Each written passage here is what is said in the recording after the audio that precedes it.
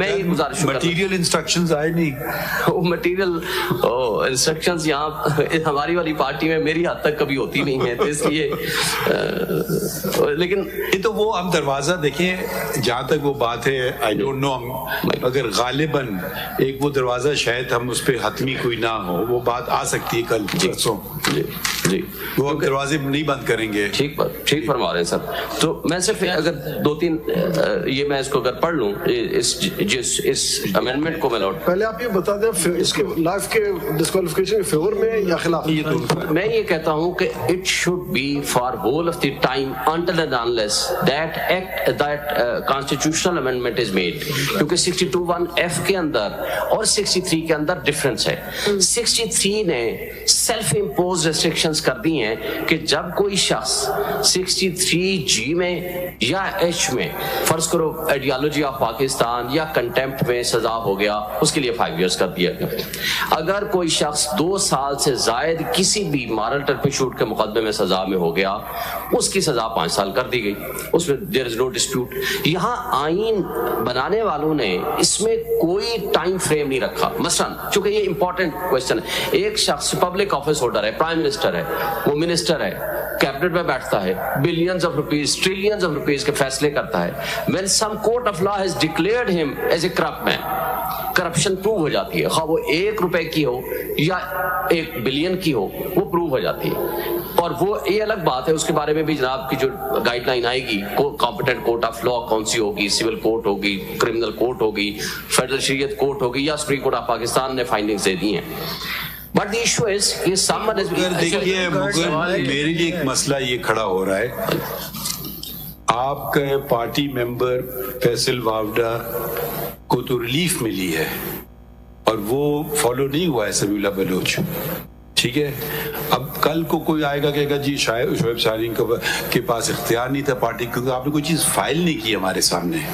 आप अगर आईनी बात कोई करना चाहते हैं तो अपने ये आप नहीं कह सकते हैं मैं फलां को रिप्रेजेंट कर रहा हूँ, आप अपने आप को रिप्रेजेंट कर सकते हैं, ठीक है सर। आप किसी और मेंबर ऑफ पीटीआई मैं अपने आप को अपने किसी और को रिप्रेजेंट करने के लिए आपको पता है तरीकेकार होता है, ठीक फरमाते हैं। वो कल को कोई खुदा न खास से आप पे उंगली ना उठाए, हम सबसे चाहते हैं कि आप पे कोई उंगली ना उठाए। ठीक फरमा, अंडरटेकिंग भी दे सकते हैं ना जी सर, अंडरटेकिंग दे सकते हैं कि अभी थोड़ी देर बाद आप जमा करें। जी मैं जमा करा दूंगा, अंडरटेकिंग दे सकते हैं। वो अगर हमें आईनी बात बताए ना। जी सर, मेरी जो सबमिशन है अभी शायद ये इशू नहीं है, ड्यूरेशन वाली बात तो बाद में आएगी। पहले आप कैसे पढ़ते हैं कि ये डिक्लेरेशन कहाँ से आएगी? अभी झगड़ा इधर का है। जी सर, डिक्लेरेशन अपने लीगल सिस्टम जो हमारा है उसमें ऐसी डिक्लेरेशन कहाँ से आएगी? जी सर, चूंकि 18th अमेंडमेंट में ये डिक्लेरेशन का लफ्ज डाला गया ना, उससे पहले ये लफ्ज बिल्कुल सही, लेकिन लाएं कहाँ से? जी उसके लिए अब तो ये जो सेक्शन 32 ने उसको ऐड किया, जो उसके अंदर फिर जो ऐड सबसेक्शन 32 किया, उसके अंदर भी उन्होंने ट्रिब्यूनल को भी उसमें ऐड कर दिया, ट्रिब्यूनल को भी उसमें ऐड कर दिया, ट्रिब्यूनल को ये 232 को मुलाज़ा है जो तो हम आपको कह रहे हैं ना, हम 232 में नहीं जा रहे, हम आपसे पूछते हैं कि 62(1)(f) में डिक्लेरेशन कहाँ से आएगी, ये सवाल है। पहले इसमें तो फिर कोर्ट ऑफ लॉ लिखा गया है, जब court of law declared by law कोई कोर्ट है, मसलन कोई भी सिविल कोर्ट है और क्रिमिनल कोर्ट है जिसको लॉ के जरिए कॉन्स्टिट्यूट हुई है कोई कोर्ट ऑफ लॉ, जैसे कॉन्स्टिट्यूशन में मिसाल दें कि कोर्ट ऑफ लॉ में ऐसी डिक्री मिल जाएगी, ऐसी डिक्लेरेशन मिल जाएगी कि आप अमीन नहीं है। जैसे मैं अर्ज करता हूँ, किसी के खिलाफ करप्शन का मुकदमा हुआ, जैसे ये 2 दिन पहले एक केस था मेलोड के पास ऑनरेबल सुप्रीम कोर्ट में आया, मुकदमा नहीं हो सकता। ये इस तरह है कि इंटर पार्टीज का कोई सेल डीड का झगड़ा आ गया, सेल डीड उन्होंने कहा फोर्ज्ड है, चलें ये बात तय कर दी, इंटर पार्टीज के this sale deed is forged. ये पहले तो जजमेंट इन रेम नहीं है, this is related to the parties only.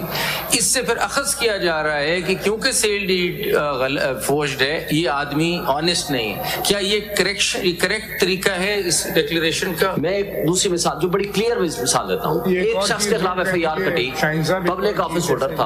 आपने कहा अब ये सिविल सूट के अंदर सेक्शन 12(2) की एप्लीकेशन फाइल होती है, फ्रॉड My lord. वो फर्ज की ये डिक्री सेटिसाइड हो गई कि हाँ जी ये तो फ्रॉड है और 12(2) के अंदर डिक्री सेटिसाइड हो गई। अब वो आदमी अगर इलेक्शन लड़ रहा हो और कोई जाके कहे कि मेरी 12(2) की एप्लीकेशन इस शख्स के खिलाफ अलाउ हुई भी है और डिक्री मेरी सेटिसाइड हो गई है, तो ये तो फ्रॉड हो गया, तो फिर तो गया वो। उसकी ग्रेविटी जनाब देखेंगे कि वो किस हद तक है। लेकिन मेरी जो सबमिशंस, अपनी सबमिशंस है ना, मैं जो अर्ज करता हूँ कि एक शख्स पब्लिक ऑफिस होल्डर था, उसके खिलाफ 1 अरब रुपए की करप्शन का केस प्रूव हो गया, ही वाज कन्विक्टेड और 10 साल सजा हो गई, 7 साल सजा हो ये तो गई। नैब का मामला है ना, ये तो वैसे नैब क्रिमिनल का तो मसला ही कोई नहीं, उसमें नैब वाले खुद लिख देते हैं कि 10 साल तक आप नहीं कर सकते। वो तो लिखे हुए ना, आप हमें बताएं सिविल डिक्लेरेशन ऐसी हो तो सिविल डिक्लेरेशन में मैं कैसे होगी वो ऐसी? थोड़ा सा उसमें इबहम जरूर है, मैं अर्ज करता हूँ ना, इबहम है, इसमें कोई शक नहीं। लेकिन इस इबहम को भी ऑनरेबल सुप्रीम कोर्ट उसको फिल इन नहीं कर सकती।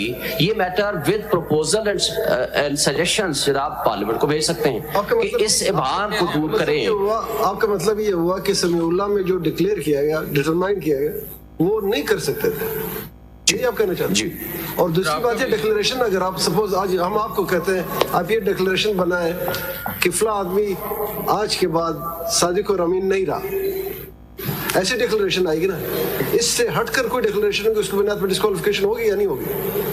नहीं सर, फिर तो देखिए ना सर, ये जो डिक्लेरेशन होगी ये किसी मुकदमे में होगी ना, ये तो नहीं हो सकता मैं आज चला जाऊं आ करके किसी सादिक अमीन नहीं रहा। That declaration in rem can not be made. Corrupt practices और करप्शन की जो बात है ना, तो नैब ऑर्डिनेंस जो है उसके अंदर स्पेसिफिकली सेक्शन 15 दिया गया है इस काम के लिए, misuse of authority, disqualification to contest election और टू होल्ड पब्लिक ऑफिस। 10 साल का पीरियड है इसके। जी देखिए ना, आपने इतना आपका वास्ट एक्सपीरियंस है, आपने कभी ऐसी कोई डिक्लेरेशन ली है? नहीं ली।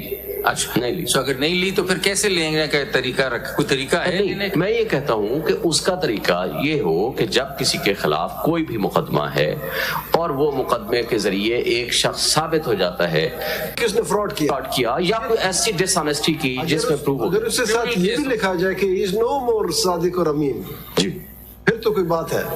ये डिक्लेरेशन यहाँ कॉन्स्टिट्यूशन में लिखा है कि negative declaration contrary to side में तो फर्क है, 420 का मुकदमा हो जाएगा, वो और बात है। सिविल साइड पे आप तो किसी ट्रांजैक्शन को सेटिसाइड करेंगे ना कि ये गलत है, ये डॉक्यूमेंट गलत है, 12(2) की। लेकिन मैलॉर्ड उसमें भी तो देखें, अगर फर्ज करो ये साबित हो जाता है, अगर होगा तो वो दोनों पार्टियों के बीच में वो जजमेंट है ना। नहीं सर, उसमें भी मैलॉर्ड मैं गुजारिश करूं, उसमें भी अगर ये साबित हो जाता है कि मसलन ट्रस्ट डीड जो है वो जाली बन गई, ठीक है, फोर्स बन गई, उसमें FIR कट जाएगी। वो काटे तो फिर और बात है, फिर तो आ जाएगा 63 में, वो तो मसला नहीं है। मसला ये है कि अगर सिर्फ सिविल हद तक इतनी तक ही है कि ये इसकी ये गलत है, ये फोर्स जिसने डॉक्यूमेंट बनाया है, इस हद तक declaration is between inter parties, it is not in RAM.